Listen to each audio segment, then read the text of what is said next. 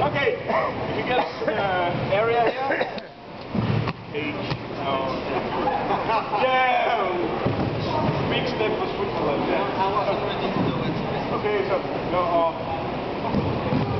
okay, so we got 5 minutes, so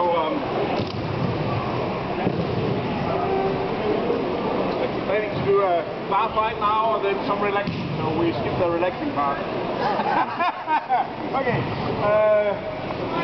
how many of you haven't been on the tatami together with me today? I think you haven't. Okay, what we've been doing today is we've been having a bar fight, yeah? So everyone is allowed to attack everyone. And everyone, of course, can defend against who's coming.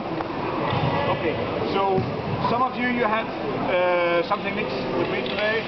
You know, swing and the front kick and the bear hug from Rare. We had some against the wall today.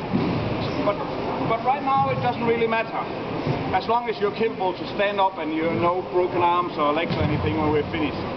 So right now you can attack, not flying kicks or whatever, and flying headbutts, but just take care of each other. But you can come like this, and you can go, bam, he has to do something. Or you can do a kick, or you can do this one, or you can say, what the, come on over here. You can go, he has to do something.